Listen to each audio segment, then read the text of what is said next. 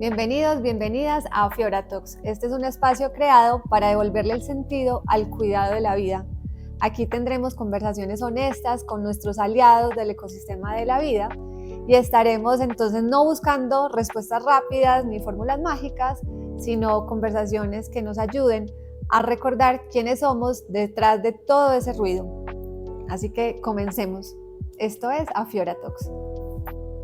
Bienvenidos, bienvenidas a Fiora Talks. Hoy estamos con Juanita Gómez y estoy súper feliz porque tenía muchas ganas de hacer esta conversación contigo, Juanis.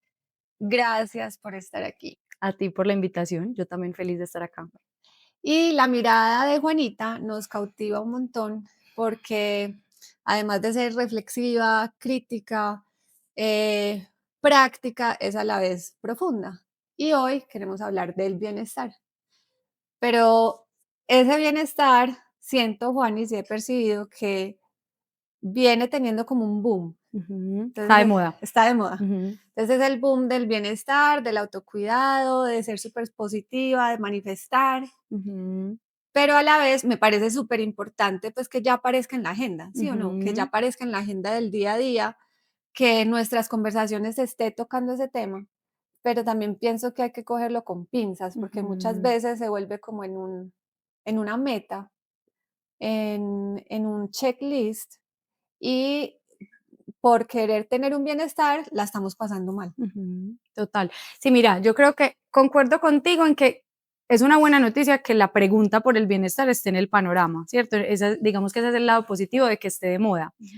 El lado negativo es que finalmente, como está de moda y hay ya toda una industria del bienestar, entonces se volvió un tema de forma que ha venido perdiendo el fondo. Pues no podemos generalizar porque hay quienes hablan de bienestar sin querer, pues o queriendo conservar el fondo, pero digamos que sí, se trilló, por así decirlo, se trilló. Entonces, si nos vamos a ver hoy como alrededor, pues redes sociales o como el discurso sobre bienestar, podemos ver que incluso hoy en día el bienestar viene con paleta de color, con filtro, Claro, es no una había cosa que se ve. visto la paleta de color. O sea, es Sí. una cosa que se ve, que tiene como que cae en lo cliché, ¿cierto? Entonces, que a ver, yo siempre advierto, no es que haya algo malo en cada una de estas cosas que voy a decir per se, sino que es como que se volvió el moldecito. Entonces es la foto del matcha con las páginas del journaling, con la clase de pilates, con la no sé qué, con la alimentación de X tipo, entonces se volvió. Mira que hay una característica de ese bienestar como producto, pues o unas características y es uno que es acumulativo. Entonces es como que mientras más prácticas de esa lista chuleo, entonces más bienestar tengo, entre comillas. Entonces el retiro en no sé dónde, la terapia de no sé qué, las prácticas de la forma de empezar la mañana, los hábitos, etcétera, etcétera. Dos, que es como performativo, pues es como que se tiene que ver, se tiene que mostrar, se tiene que compartir y está súper relacionado como un tema de construcción de identidad, pues cómo le muestro a los demás que soy una persona que vive en bienestar o que soy una persona que se cuida, que soy una persona consciente. Como equilibrada, Ajá, ¿cierto? exacto, pero entonces mira que hay moldes para parecer, Sí. pues hay molde, como que recurrimos a un molde de cómo muestro, pues como si hubiera una única forma de estar en bienestar o de vivir en bienestar. Y por último, que es genérico. Entonces es una fórmula que aplica a todo el mundo por igual, entonces aplica a todas las personas en cualquier momento y en cualquier contexto.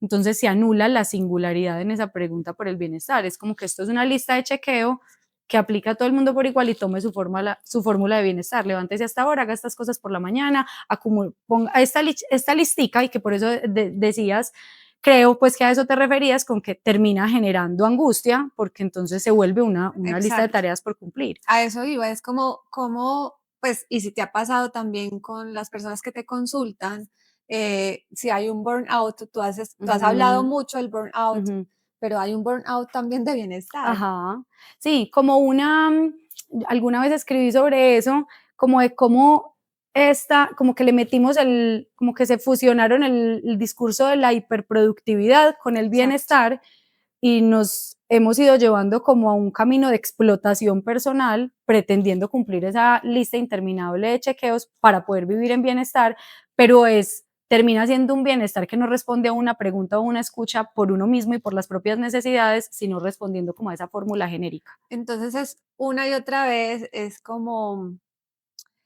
actuamos hacia el exterior, como Ujú, queriendo cumplir unos estándares que nos van poniendo en el total. exterior y no desde la pregunta que tú decías, es, bueno, ¿qué es lo que realmente yo necesito? Y por Ujú, eso, entonces, por lo que tú dices, digamos que las herramientas, las prácticas, las terapias no son para todo el mundo, no puede ujú, generalizarse. ujú. Cada persona de alguna forma está en un lugar diferente y va necesitando algo diferente. Ujú, exacto. Además es que, mira, yo creo que hay un tema con el bienestar y es que tiene como una dimensión objetiva y una dimensión Ujú. subjetiva, ¿cierto? Entonces, digamos que, a ver, ¿a qué me refiero con la dimensión objetiva? Es que hay una mirada externa que de acuerdo a ciertos criterios, ejemplo, satisfacción de las necesidades básicas, acceso a la salud, a Sí. una vivienda, a, pues sí, alimentación, etcétera, etcétera, hay como una evaluación externa de, bueno, qué tan bien está esta persona de acuerdo a qué tanto puede satisfacer como esas necesidades humanas Ujú. que se requieren para estar bien. Pero la otra dimensión es la subjetiva y es, más allá de cómo me ven desde afuera, yo cómo me siento o yo cómo creo que estoy. Entonces, ¿qué pasa? La dimensión objetiva finalmente está sujeta a una influencia de momento de vida, pues donde ahí influye la ciencia, influye la cultura, lo social, lo político. Por ponerte un ejemplo, pues que se me ocurre, pues y porque influyen, digamos, como los criterios de normal o no normal y de salud o enfermedad. O sea, Ujú. por ponerles un ejemplo, hace X años una persona que era homosexual, por ejemplo, era catalogada de enferma y no era una metáfora, era literalmente estaba Literal. en el manual diagnóstico. Mm. Entonces, en ese momento hubiéramos podido decir, a esa persona está mal. Pues mira que es que en lo bien o mal, pues sí, bienestar, finalmente hay un juicio de valor donde Total. influyen un montón de cosas atrás. Entonces, una cosa es que desde una mirada objetiva, dependiendo de todo ese contexto que digo, se diga alguien está bien o mal. Ujú. Pero incluso cuando esa persona cumple con toda esa lista de chequeos y que uno diga, no, esta persona tiene acceso a la salud, cumple sus necesidades básicas, etcétera, etcétera, la persona diga, yo no me siento bien o yo no creo que estoy bien. Ujú.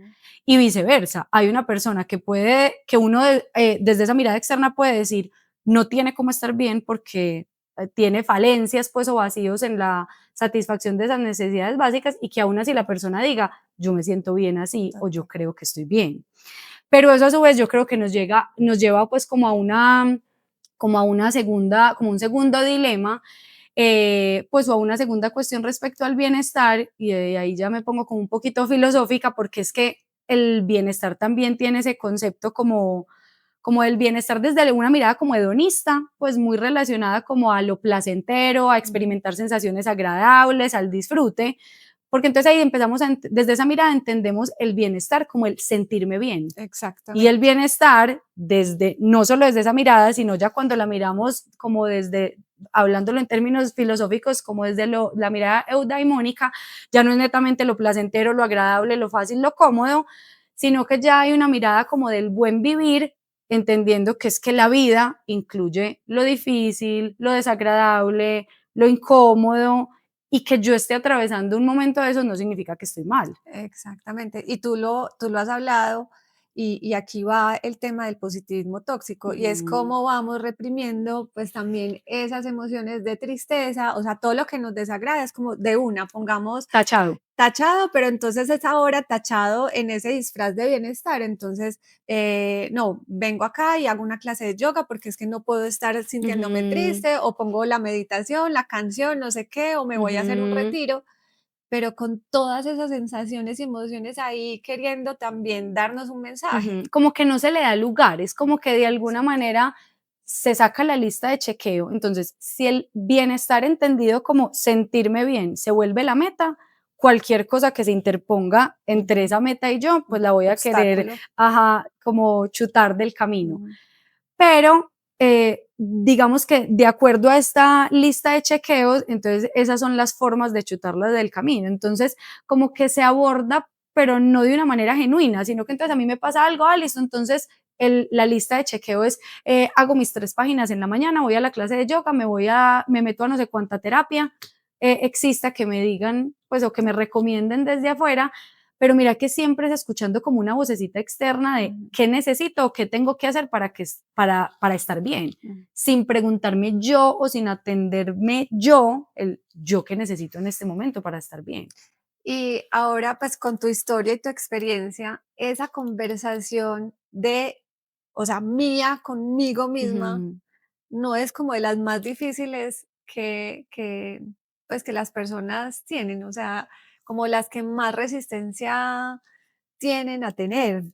Sí, yo creo que precisamente como decíamos ahorita, gracias a que esto está de moda, afortunadamente, pues hoy estamos en una época en la que se habla de bienestar, se habla de salud mental, se habla mucho más de estas opciones, por ejemplo, de terapia o de acompañamiento que antes eran pues o muy tabú, o a la gente le daba pena o la gente era escéptica en consultar, como que afortunadamente hoy hay mucha más gente, pues muchas más personas que le abren la Dispuestas. puerta a eso, que tienen inquietud por eso, que sienten curiosidad, que quieren explorar, etcétera.